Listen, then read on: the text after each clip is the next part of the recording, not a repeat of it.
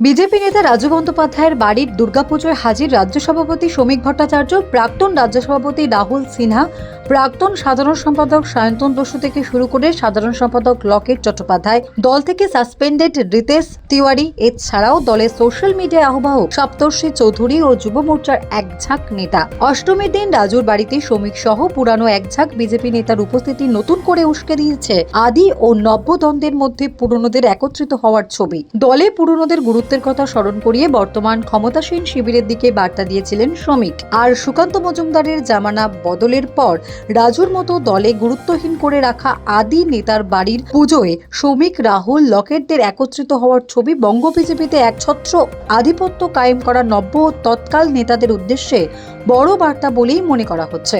আর সবচেয়ে তাৎপর্যপূর্ণ, রাজুর বাড়ির পুজোয় হাজির ছিলেন বিজেপির প্রাক্তন সাধারণ সম্পাদক সংগঠন সুব্রত চট্টোপাধ্যায়, যিনি বর্তমানে আরএসএস এর গুরুত্বপূর্ণ পদাধিকারী। দিলীপ ঘোষ জামানায় সুব্রত চট্টোপাধ্যায় ছিলেন রাজ্য বিজেপি সংগঠনের প্রধান। দিলীপ ও সুব্রত জুটি 2019 সালে লোকসভা ভোটে বঙ্গ বিজেপিকে বিপুল সাফল্যের মুখ দেখিয়েছিল। প্রসঙ্গত, দিলীপ ঘোষের জামানায় রাজু ও সায়ন্তন ছিলেন দিলীপের ডান ও বাম হাত, কিন্তু সুকান্ত জামানায় রাজুকে সহসভাপতি পদে রাখলেও গুরুত্বহীন করে রাখা হয়েছে বলে অভিযোগ। বৈঠক ও কর্মসূচিতে ডাকা হতো না। সায়ন্তনের মতো পরিচিত মুখ নেতাকে কমিটি থেকে সরিয়ে দেওয়া হয় আর সাসপেন্ড করা হয় রিতেশকে।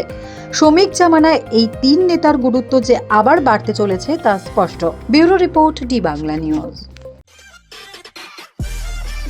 সব খবর সবার আগে পেতে আমাদের চ্যানেলটি সাবস্ক্রাইব করুন এবং পাশে থাকা বেল আইকনটিতে ক্লিক করুন, লাইক ও শেয়ার করুন।